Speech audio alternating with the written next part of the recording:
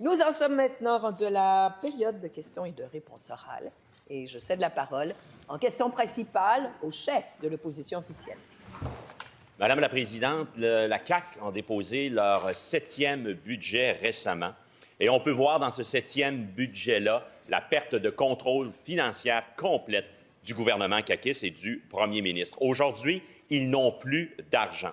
En 2012, rappelez-vous, le chef de la CAQ en 2012, lorsqu'il déchirait sa chemise sur un déficit de Pauline Marois de 1,6 milliard de dollars. Aujourd'hui, lui en a rajouté 12 milliards de plus, 13,6 milliards de dollars. Voilà. Puis pour lui, ce n'est pas un enjeu, Madame la Présidente. Voilà. Rappelez-vous ce qu'il nous disait, ce même premier ministre, en novembre 2018, dans son discours d'ouverture, je le cite. Chaque dollar a été durement gagné par les Québécois. Chacun des ministres a le mandat de maximiser l'utilisation des fonds publics. Fin de la citation. Ils l'ont-tu échappé? Pas à peu près, Madame la Présidente. On voit les résultats. Gaspillage après gaspillage. C'est un gouvernement de gaspilleux qu'on a à Québec. Mercredi, la sanction est tombée. Standard & Poor's a décoté le Québec. Les Québécoises et Québécois vont payer plus cher d'intérêts et ça aussi, ça participe d'un gaspillage. Hier, le premier ministre a eu un aveu d'échec retentissant, là où il en est réduit. Il a dit à LCN, et je le cite, parlant de HMR, « Est-ce qu'on arrête les autres projets pour Maisonneuve-Rosemont? » C'est ça la question. Est-ce qu'on va prendre le risque de se faire encore plus décoter? C'est ça, Madame la Présidente. On le voit-tu? Le réalise-t-il comme il l'a échappé? La réponse du premier ministre. Oui, Madame la Présidente, effectivement, durant les 15 années libérales, il y a eu beaucoup de négligence, beaucoup de sous-investissement, entre autres dans les infrastructures. Un point tel, Madame la Présidente, qu'on a été obligé de doubler le montant qu'on investit à chaque année dans les infrastructures. Donc, on est passé en 2018, donc au moment où les libéraux étaient au pouvoir, il y avait 9 milliards par année qui étaient ajoutés aux infrastructures. On est rendu, depuis l'année dernière puis cette année, à 19 milliards par année. Donc, on est passé d'une dizaine de projets, entre autres dans les hôpitaux, à 38 projets. Donc, Madame la Présidente, ce que nous dit pas le chef de l'opposition officielle, c'est est-ce qu'il pense qu'on devrait aller à plus que 19 milliards? Donc, j'aimerais qu'il nous fasse une suggestion constructive ou préfère-t-il qu'on enlève dans les 38 projets en éducation des projets qui sont en réalisation, et j'en nomme quelques-uns, Madame la Présidente, l'hôpital de Dolbeau-Mistassini, l'hôpital Enfant Jésus à Québec, le laboratoire, le pavillon Sainte-Marie à Trois-Rivières, l'hôpital Fleurimont à Sherbrooke. Je continue, Madame la Présidente, l'hôpital Pierre-le-Gardeur à Terrebonne, l'hôpital de Vaudreuil, l'hôpital du Haut-Richelieu à Saint-Jean-Richelieu, l'hôpital Anna-Laberge à Châteauguay. Lequel des projets veut-il arrêter? Première complémentaire. Lequel des gaspillages peut-il arrêter? C'est ça la question qui tue, Madame la Présidente. Nordvolt, 710 millions. On peut-tu sacrer notre canne, Nordvolt, puis garder... Là, on a perdu, c'est clair, on a perdu 260 millions, c'est clair. On peut-tu sacrer notre canne, Nordvolt? Saclic, peut-il arrêter de gaspiller Saclic? Ça a pris l'Autorité des marchés publics pour lui donner une responsabilité. À quand la fin des gaspillages? La réponse du premier ministre. Bien, le chef de l'opposition officielle mélange les choses, là. Est-ce qu'il est en train de nous dire que les 38 établissements sur lesquels on travaille en santé, c'est du gaspillage? Puis là, il nous arrive avec Nordvolt. Madame la Présidente, faut-il rappeler que depuis 6 ans et demi, on a investi dans des centaines de projets d'entreprises et la grande majorité, c'était un succès. Un point tel, Madame la Présidente, que quand on regarde la croissance du PIB réel depuis 6 ans, on a mieux fait que l'Ontario et le reste du Canada. Si on regarde la croissance du salaire moyen, on a mieux fait que l'Ontario et le reste du Canada. Donc, Madame la Présidente, c'est pas une question... Deuxième complémentaire. Moi, ce que je regarde, c'est la croissance du gaspillage moyen, Madame la Présidente. On en a une liste ici, la vue d'œil, de 10 milliards de gaspillage Pure perte, Madame la Présidente, pure perte. Northvolt, c'est 710 millions de l'argent des Québécoises et Québécois. SACLIC, c'est 500 millions. Puis là-dessus, on va rajouter le 3 millions des hauts dirigeants de Santé Québec, qui est venu dédoubler ce qui se fait déjà au ministère, le serpent à deux têtes. Quand va-t-il arrêter de gaspiller l'argent des Québécois? C'est la réponse du premier ministre. Bien, Madame la Présidente, moi, là, je suis prêt à échanger pendant des journées de temps sur l'économie parce que jamais ça s'est vu, ce qu'on a vu depuis 6 ans, c'est-à-dire battre en économie l'Ontario et le reste du Canada. Et Madame la Présidente, je pourrais vous parler de Nordic Craft, je pourrais vous parler de Family Prix, je pourrais vous parler de Kruger, Premier Tech, Davy, Minerais de Fer Québec, MDA, Télésat, Pratt & Whitney, Volta, et je pourrais continuer, Madame la Présidente. On a eu des centaines de succès, un point tel que le Québec, en économie, a battu le reste du Canada. Troisième complémentaire. Je vais y faire une suggestion pour sauver à matin 61 millions. Peut-il arrêter la menterie du troisième lien et sauver le 61 millions? Je suis debout. Oui, monsieur le leader du gouvernement, je vous reconnais. Votre appel au règlement, allez-y. Madame la Présidente, c'est un mot lexique. Le chef de l'opposition officielle le sait très bien. Il devrait le retirer, s'amender et même s'excuser, Madame la Présidente. C'est beau, monsieur le leader. Effectivement, il est au lexique, vous le savez, chef. Je vous demande de le retirer. Vous le retirez? Peut-il faire sauver 61 millions aux Québécoises et Québécois en arrêtant la foutaise du troisième lien, Madame la Présidente? Monsieur le leader du gouvernement. Madame la Présidente, c'est un mot également au lexique. Vous savez, le chef de l'opposition officielle a beaucoup d'expérience ici. On dirait qu'il a pris les mots lexiques puis il en met un par question. Bon, merci, monsieur le gouvernement. Article 32, pour ceux qui nous écoutent, il y a beaucoup de monde aujourd'hui, ça signifie garder le silence. Alors, effectivement, il est au lexique, vous le savez, vous avez suffisamment d'expérience, monsieur le chef de l'opposition officielle. Laissez le lexique, poursuivez, vous avez 15 secondes, mais retirez-le avant. Poursuivez. Peut-il faire économiser 61 millions de dollars aux Québécoises et Québécois en mettant fin à la baliverne du troisième lien? La baliverne du troisième lien, personne n'y croit. Faites-nous sauver 61 millions.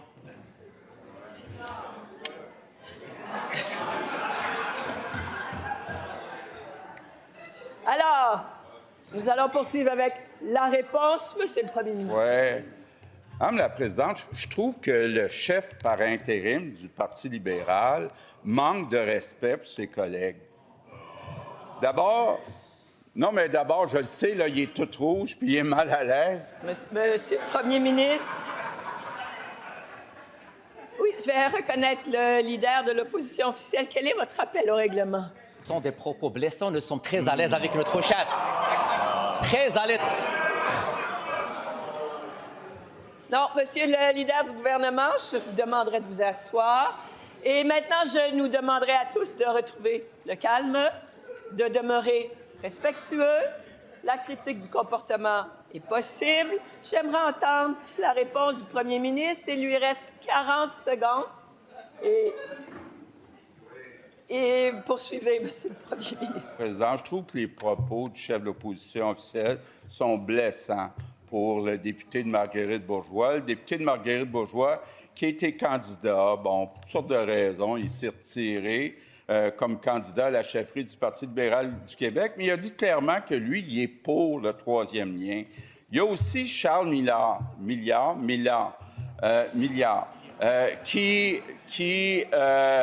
Madame la Présidente, peut-être que c'est pas le candidat qui est... En question principale. Question principale, je reconnais le député de Néligan. C'est gênant, Madame la Présidente. C'est gênant. Écoute. C'est gênant, Madame la Présidente.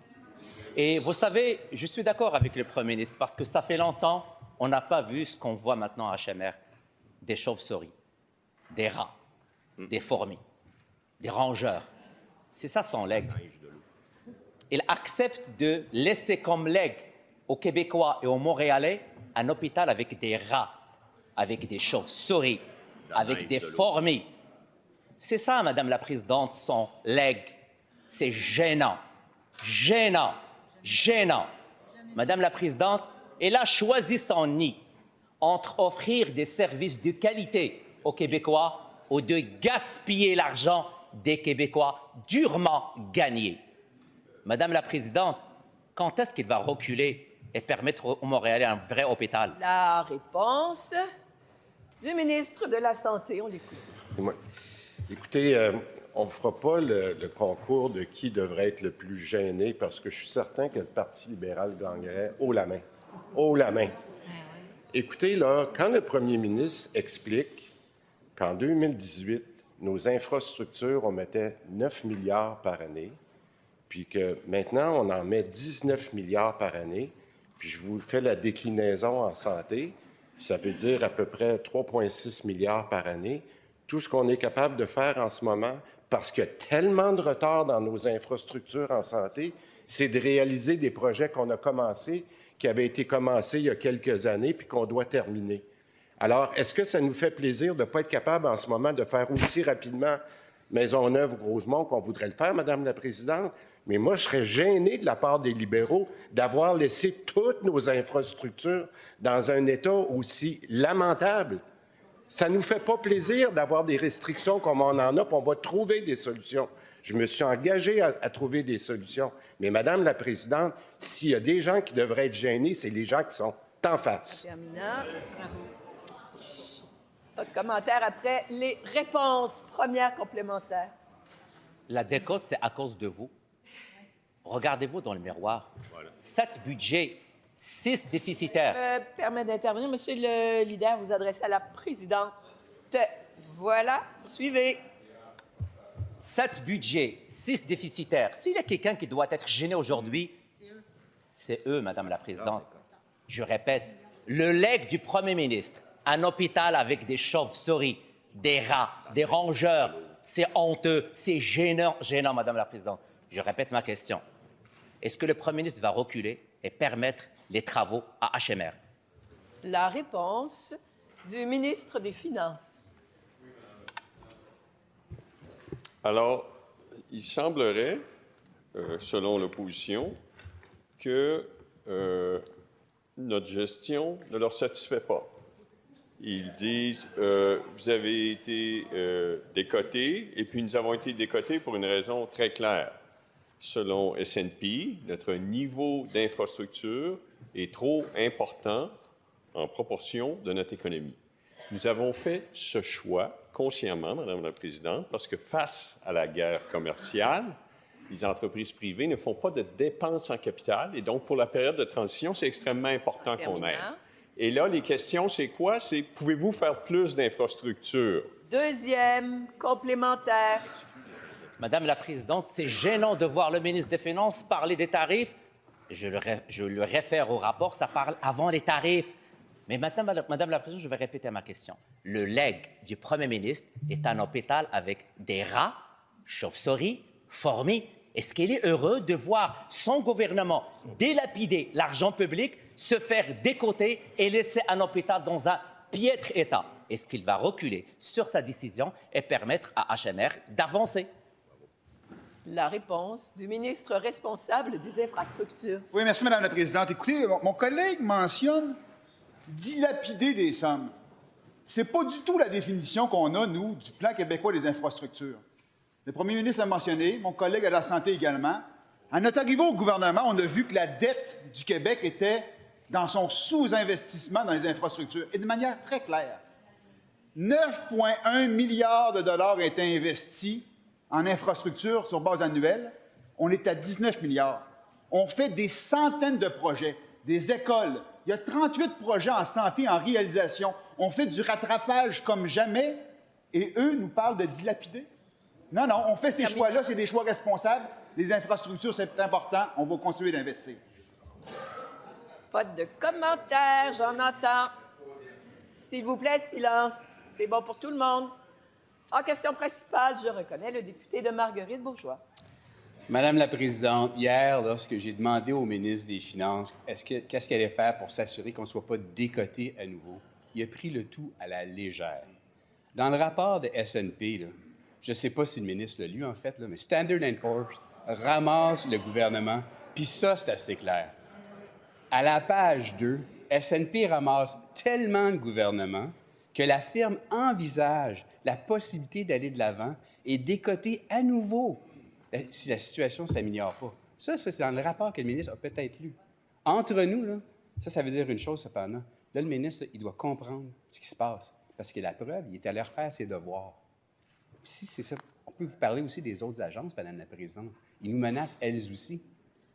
Comment le ministre des Finances peut-il être à ce point nonchalant? Comment se fait-il qu'une potentielle décote n'est pas un risque? Monsieur le leader du gouvernement, quel est votre appel au règlement? C'est blessant, ce mot. Et je vous demanderai de le retirer parce que ça devrait être au lexique.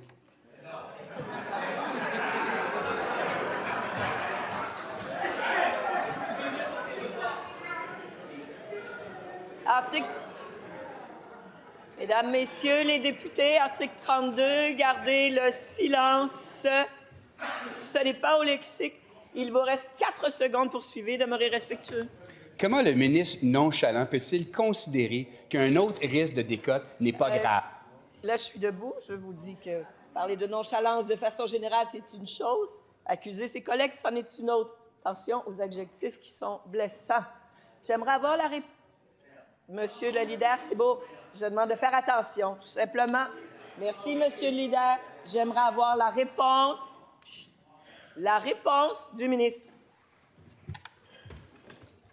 Oui, Madame la Présidente. Bien, je vais répondre respectueusement et je vous laisse deviner pourquoi je dis ça.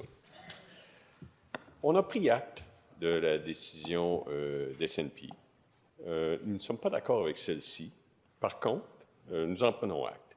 Lorsque le député de l'opposition dit qu'il y aura une autre décote, etc., c'est faux. Parce qu'il y a une perspective stable. S&P est très clair. Par exemple, si on prend le cas de la Colombie-Britannique, il y a eu une décote avec une perspective négative. Dans notre cas, il y a eu une décote avec une perspective stable. Je répète, une perspective stable. Là où S&P aurait préféré qu'on fasse mieux, c'est-à-dire qu'on a dépassé un ratio qui somme les déficits et les dépenses en capital en proportion des revenus en 27-28. On dépasse un seuil de 10 et, par contre, en 28-29, on revient à l'intérieur du seuil. Or, S&P a dit, vous revenez à l'équilibre budgétaire en 5 ans, nous aurions préféré 3 ans. En terminant. Voilà. Première complémentaire. Ce que S&P dit, Madame la Présidente, c'est que le gouvernement se trompe sur les revenus, sur la croissance économique, se trompe sur la taxe sur le gain en capital, se trompe sur les dépenses en infrastructure. Le premier ministre et le ministre des Finances sont tous les deux responsables du gâchis caquiste en finances publiques. Sur 7, le duo a été capable de livrer 6 budgets déficitaires, Madame la Présidente. 6!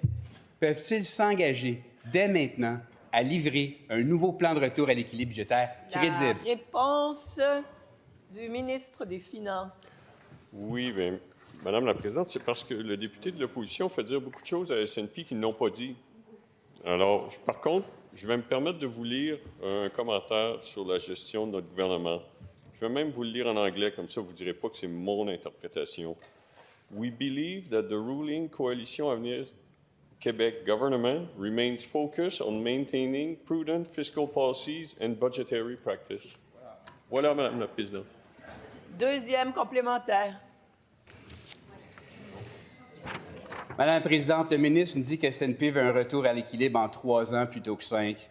Mais c'est pas, puis c'est pour ça qu'on est à décote. Mais c'est pas ça qui est mentionné dans le rapport. Ce qui est mentionné, c'est parce que ce gouvernement dépense sans compter, puis c'est ça le problème. Ce sont les choix du gouvernement. C'est eux qui nous ont amenés dans le trou. Ils ont gaspillé des milliards de dollars. Le ministre connaissait le risque. S&P a sévi. Là, le ministre, il se réveille, mais il est trop tard. Dehors, la CAQ. La réponse du ministre. Beau slogan. Oui, je ne suis pas trop sûr c'est quoi la question, mais je peux expliquer les raisons de la décote, Madame la Présidente. Alors, il y a 2 raisons principales à la décote. La hausse des dépenses d'opération qui sont directement identifiées par S&P comme liées aux négociations avec le secteur public. Nous avons fait le choix d'investir dans nos ressources humaines en échange de flexibilité pour améliorer les services. Si le député de l'opposition n'est pas d'accord avec ça, il pourra nous dire quel salaire il veut couper. Ensuite, 2e raison pour la décote, l'important plan d'infrastructure. Nous avons fait le choix d'investir en infrastructure parce qu'il n'y a pas de dépenses en capital dans le secteur privé présentement. Le député... En question principale. Chut. En question principale. Je reconnais le député de l'Acadie. Madame la Présidente, le premier ministre est sur toutes les tribunes pour tenter de défendre l'indéfendable, la baisse de la cote de crédit du Québec. La décote est le résultat de ses choix, de sa gouverne, de ses mauvais choix. 7 ans après être arrivé au pouvoir et après avoir augmenté la taille de la fonction publique de 17 % l'ajout de quelques 10 000 fonctionnaires à Québec. Le premier ministre nous dit qu'il aurait souhaité en faire plus et que la réduction de la taille de l'État est désormais une de ses priorités. C'est à se demander où il était depuis 2018, mais jugeons ses intentions au travail à faire. La présidente du Conseil du Trésor peut-elle nous faire part de l'objectif de réduction de la taille de la fonction publique qu'a fixé le premier ministre et nous indiquer les économies qui seront réalisées? La réponse de la présidente du Conseil du Trésor. C'est une question, Madame la Présidente, qui me surprend quand même venant d'une personne qui est, comme moi, issue de la fonction publique. Bon, on parle de la fonction publique fédérale, je suis issue de la fonction publique provinciale. On a une fonction publique qui est forte, qui est fière et qui rend des services à la population. Dans les 6-7 dernières années, il est important de dire que la fonction publique doit croître en fonction de la croissance des populations et des besoins de la population. Et on semble insinuer, ce que je trouve un peu réducteur de l'autre côté, que l'augmentation de ces effectifs-là ne sert à rien. Mais à quoi ça sert, cette fonction publique? Ça rend des services, Madame la Présidente. On parle d'ingénieurs pour rendre les projets d'infrastructure que tout le monde réclame à grands cris. On parle de renforcement des policiers de la Sûreté du Québec. On se souviendra des causes de violence à Montréal. On a dû aider les policiers, on a dû remettre des policiers. La bonification des ressources dans des projets d'implantation des bracelets anti-rapprochement pour les victimes de violences conjugales. De répondre à la hausse importante de la clientèle en francisation. On a eu des débats. Hein. Il n'a pas assez francisé.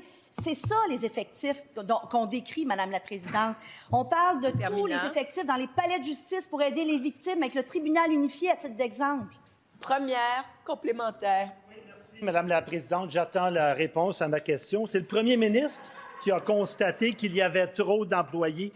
C'est le premier ministre qui nous dit qu'il y a trop de paperasse, trop de reddition de comptes, de règlements, d'organismes, de services administratifs. C'est le premier ministre qui nous dit qu'il fallait faire le ménage. Alors, pourquoi ça n'a pas été fait depuis 7 ans et quel est le plan du gouvernement? La réponse de la présidente du Conseil du Trésor. Oui, je continue quand même parce que je pense que c'est important, parce qu'on décrit la taille de l'État et on la met dans l'équation. Mais il faut comprendre qu'est-ce que ces gens-là font. Et je trouve ça extrêmement réducteur de prétendre que ces gens-là ne rendent pas de service à la population. Ils rendent des services à la population. Ce sont des gens qui, tous les jours, délivrent des certificats de décès. Ce sont des gens qui délivrent des permis, qui sont dans nos services d'appel. Les procureurs de la Couronne sont des gens qui font partie de la fonction publique. Le personnel des tribunaux, des palais de justice font partie de la fonction publique. Les agents des services correctionnels, les agents des contrôleurs routiers, les gens qui assurent la sécurité de l'Assemblée nationale font partie de cette fonction publique, Madame la Présidente. Deuxième complémentaire pour ce faire, je reconnais le chef. Bon. Parfait. Alors là, on vient d'entendre la présidente du Conseil du Trésor qui, elle veut l'engager, elle veut l'engager. Et là, la présidente du Conseil du Trésor, dans sa première réponse, a établi une règle bizarre. Elle a dit que l'évolution de la population doit être calquée dans l'évolution de la fonction publique.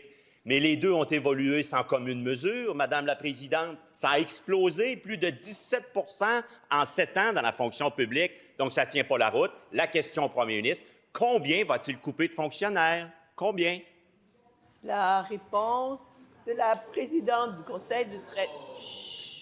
Oui. La présidente du Conseil du Trésor. Oui, j'ai eu le privilège d'avoir le collègue d'en face comme vis-à-vis quand j'étais ministre de la Justice et le fait de ne pas entendre complètement la réponse, c'est pas inhabituel. Donc, ce que j'ai dit, c'est que ça évolue en fonction de la croissance de la population et la croissance des besoins. Donc, c'est important de le faire. Est-ce qu'on peut faire mieux? Est-ce qu'on peut optimiser? Oui, il y a plus de 600 millions d'économies dans la stratégie de dépenses qui a été présentée cette année, qui découle justement de toute cette optimisation-là, et on va continuer à le faire parce qu'on continue à penser qu'on peut rendre encore des services encore plus efficaces. On est en action, on va poursuivre. En question principale, je reconnais maintenant la chef du deuxième groupe d'opposition. Merci, Madame la Présidente. Écoutez, une fois n'est pas coutume, je dois le reconnaître, le premier ministre a réussi des choses extraordinaires et historiques depuis qu'il est en poste. Je fais une courte liste pour vous le démontrer. Déficit historique jamais atteint dans l'histoire du Québec, check. Première baisse de la cote de crédit en 30 ans, check. Record de 6 milliards de dollars donnés au privé en santé, check. Et il sera le premier ministre du Québec qui aura comme objectif d'enlever les médecins de famille aux gens chanceux qui en ont un. Et tant pis pour la prévention. En 2018, le premier ministre promettait un médecin de famille par Québécois. En 2022, il en promettait pour 85 % des Québécois. Aujourd'hui, il ouvre la porte à carrément retirer des médecins de famille aux Québécois. Ces changements de cap continuels de la part de la CAQ et du premier ministre inquiètent la population. Moi, je me mets à la place de gens qui ont un médecin de famille, qui sont en santé aujourd'hui, mais qui ne savent pas demain s'ils ne seront pas en santé, qui sont inquiets. Et on ne veut pas entendre le ministre de la Santé les rassurer, c'est le premier ministre qu'on veut entendre. Est-ce qu'il peut s'engager ce matin fermement à ne jamais désinscrire aucun patient qui a un médecin de famille? La réponse du premier ministre. Oui, Madame la Présidente. D'abord, je veux corriger la chef du deuxième groupe d'opposition. Quand elle dit « check sur le déficit historique », je veux lui rappeler que notre déficit prévu cette année est de 1,8 % du PIB. En 94-95, le Parti libéral avait eu un déficit de 3,3 %. Le Parti québécois, en 95-96, 2,2 % Et si on recule un peu plus loin, ça allait jusqu'à 4-5 %. Donc, ce qu'elle dit, malheureusement, ce n'est pas exact. Maintenant, concernant les médecins de famille, bien là, on est d'accord. Il n'y a rien de plus important pour assurer un réseau de la santé efficace que tous les Québécois aient accès à un médecin de famille ou un groupe de médecine familiale. Quand on est arrivé en 2018, il y avait 6,4 millions de Québécois qui avaient accès à un médecin de famille ou un GMF. On est rendu aujourd'hui à 7,1 millions. Donc, il y a eu une augmentation de 700 000. Il y a 700 000 Québécois aujourd'hui qui ont accès, qui n'avaient pas accès en 2018 à un médecin de famille ou un GMF. Maintenant, Madame la Présidente, la présidente du Conseil du Trésor est en négociation avec son équipe à tous les jours avec le syndicat des médecins de famille, la FMOQ. Tous les gouvernements, là, que ce soit libéral, péquiste, ont toujours plié devant la FMOQ, n'ont jamais réussi à obtenir que tous les Québécois soient... Première complémentaire. Madame la Présidente, là, je ne veux pas parler des négociations, je veux parler des patients qui aujourd'hui ont un médecin de famille et qui sont inquiets parce que c'est de plus en plus difficile de croire le premier ministre sur parole. Ils avaient promis l'hôpital Maisonneuve-Rosemont, le projet, puis ils ont renié leurs promesses. On a promis aussi, la CAQ a promis de réduire le temps d'attente. Les Québécois n'ont jamais autant attendu dans les files, dans les hôpitaux. Les Québécois sont inquiets, ceux qui ont un médecin de famille. Est-ce qu'on va commencer à les classifier puis leur donner une passive verte, pas de médecin de famille? J'aimerais entendre un engagement clair de la part du premier ministre. Monsieur le leader du gouvernement, votre rappel au règlement. Madame la Présidente, c'est très clair au règlement qu'on doit prendre la parole de nos collègues ici dans cette Assemblée. Et ce que dit la députée de Mercier, c'est qu'elle ne prend pas la parole d'un des membres de cette Assemblée, Madame la Présidente. Il s'agit de son interprétation, mais je vous rappelle qu'effectivement, ici, en Chambre, nous ne pouvons refuser d'accepter la parole. C'est à notre article 35.6. J'aimerais avoir la réponse. Oui.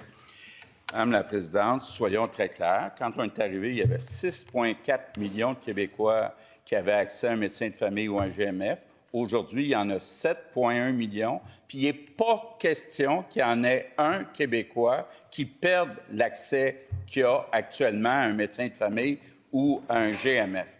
Maintenant, Madame la Présidente, ce n'est pas suffisant, 7,1 millions.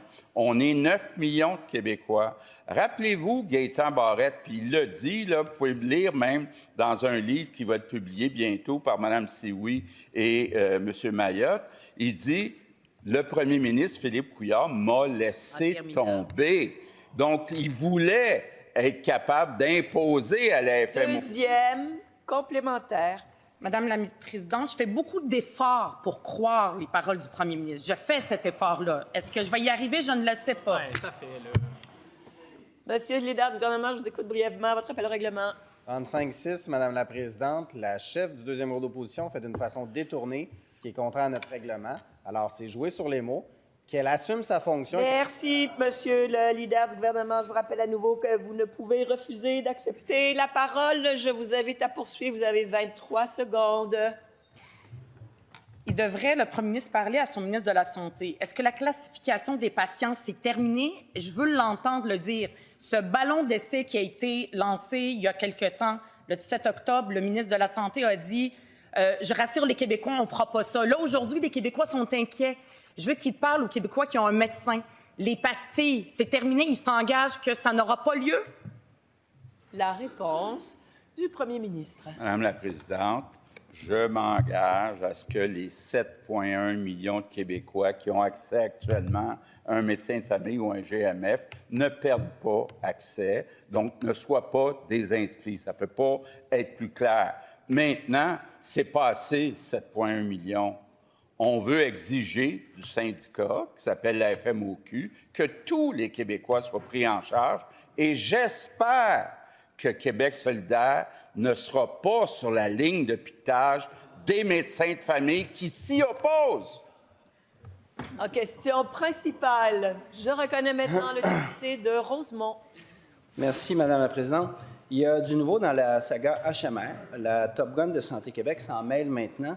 Elle suggère à la Fondation de HMR de trouver l'argent pour lancer les travaux. Donc, la Fondation devrait passer le chapeau pour construire un stationnement. Tout ça pour contrer l'incurie du gouvernement. C'est quoi les prochaines étapes? Monsieur le leader du gouvernement, je vous écoute. Présidente, encore une fois, incurie est au lexique, Madame la Présidente. On vous demanderait de le faire retirer, s'il vous plaît.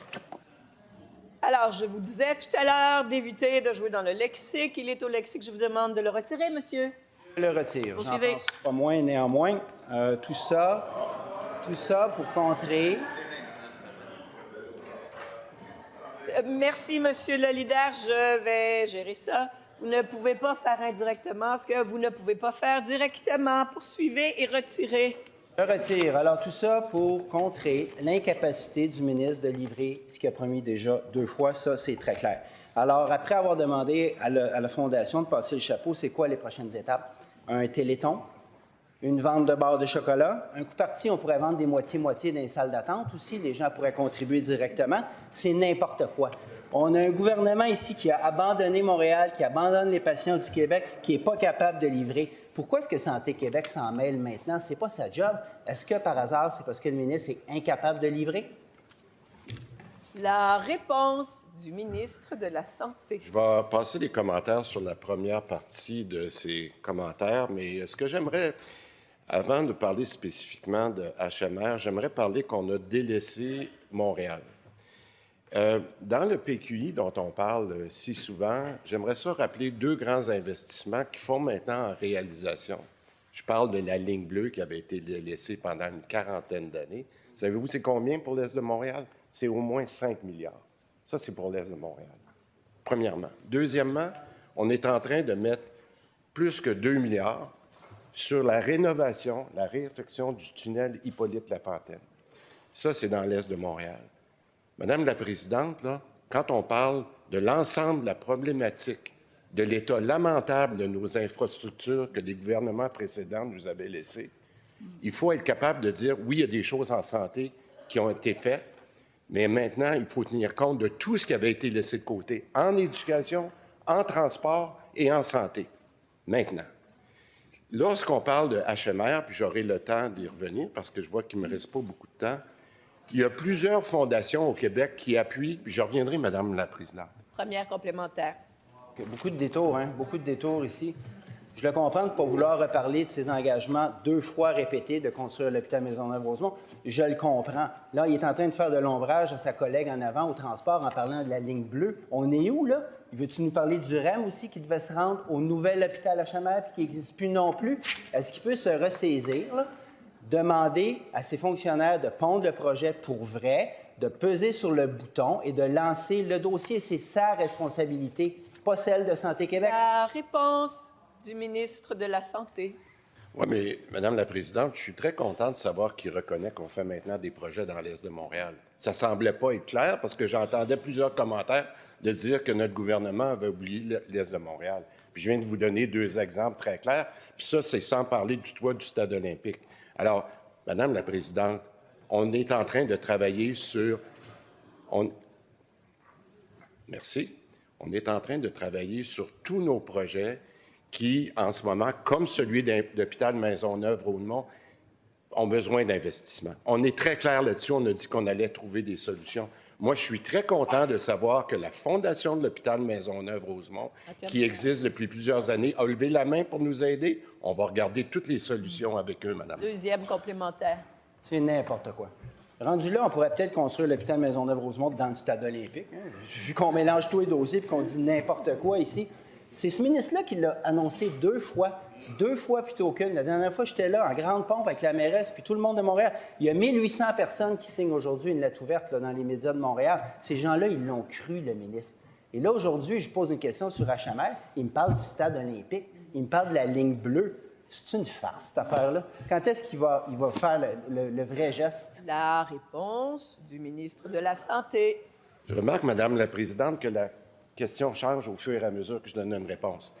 Il m'a demandé qu'est-ce que la Fondation de l'hôpital fait là-dedans. Je pourrais lui donner des cas, puis je pense que les Québécois le savent. Il y a combien de fondations au Québec qui sont venues aider leurs hôpitaux pour des rénovations? Il y en a plusieurs. Moi, la journée que la Fondation lève la main puis dit à Santé Québec, écoutez, on est en train de travailler sur un stationnement qui est à côté de l'hôpital pour être capable de commencer le projet le plus rapidement possible. Et la Fondation, qui est propriétaire du terrain, dit « Moi, je peux vous aider. » Alors moi, je me demande qu'est-ce qu'il y a de mauvais là-dedans. On est en train d'avoir des solutions créatives avec Santé Québec pour être capable d'accélérer le projet. Moi, je pense qu'on devrait remercier la Fondation de lever la main. Question principale. Je reconnais maintenant le chef du 3e groupe d'opposition. Madame la Présidente, ce qu'on retiendra de la CAQ, c'est qu'elle aura promis une chose pour toujours finir par faire exactement son contraire. Rappelez-vous que la CAQ devait diminuer l'immigration. Elle nous disait qu'au-delà de 50 000, c'est suicidaire. En prendre moins pour en prendre soin. Elle n'a eu aucune gêne après l'élection à augmenter les seuils à 70 000. De la même manière que la CAQ devait assainir les finances publiques, non seulement elles ne sont pas assainies, on a une décote. La CAQ devait faire le ménage et réduire le nombre de fonctionnaires par 5 000. Aucune réduction, mais une augmentation par 12 000. La CAQ devait couper dans la bureaucratie, mais en fait, c'est 50 des nouvelles embauches qui sont des employés de bureau et des cadres. Mes collègues des autres oppositions viennent de mentionner les promesses brisées de l'hôpital Maisonneuve-Rosemont, du temps d'attente à l'hôpital, des projets de transport promis qui n'ont jamais été livrés. Le modèle caquiste, après 7 ans au pouvoir, c'est plus de contrôle, plus de bureaucratie, plus de Santé Québec et de mobilité infra, mais des services de moins en moins efficaces. La CAQ voulait gérer l'État comme on gère une compagnie. Bien, nous voilà, cette compagnie, elle ressemble de plus en plus à Northvolt, c'est-à-dire une compagnie qu'on annonce en grande pompe avec beaucoup d'attente et d'enthousiasme au départ. Et malheureusement, ça finit en déroute, ça finit en faillite. Est-ce que le premier ministre peut reconnaître qu'en matière de gestion de l'État et des finances publiques, il a fait exactement le contraire de ce qu'il nous avait promis? La réponse du premier ministre. Oui, Madame la Présidente, le chef du 3e groupe d'opposition nous dit qu'on doit en faire plus pour réduire la bureaucratie, pour faire le ménage Et qu'est-ce qu'il propose? Bon, d'abord, le chef du Parti québécois propose de créer un registre des organisations criminelles. Il propose de créer un registre public des produits invendus. Il propose de créer un nouveau fonds de réparation des biens, un nouveau programme de taux d'intérêt réduit, un nouveau fonds pour la construction, un conseil de la radiodiffusion. Il propose de créer un nouveau bureau de protection des consommateurs. Il propose de doubler le nombre de délégations du Québec à l'étranger. Il propose que toutes les garderies privées soient fermées puis qu'on remplace ça par des CPE. Il propose de tripler les ressources pour l'itinérance. Il propose de donner des bons d'épicerie aux Québécois.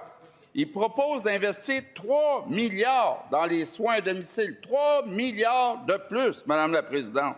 Il propose de doubler le crédit de solidarité. Et, Madame la Présidente, je pourrais continuer. C'est pas sérieux. C'est pas sérieux.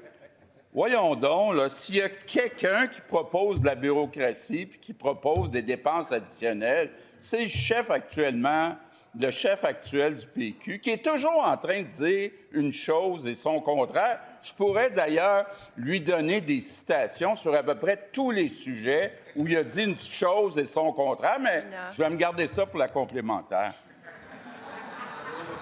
Article 32, gardez le silence. Je vais vous nommer. Première complémentaire. La même arrogance nauséabonde que quand il défendait Nordvolt.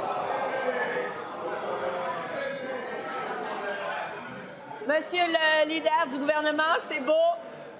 Article 32, gardez le silence. Monsieur le chef de l'opposition officielle, ce mot autolexique, vous le savez, retirez-le.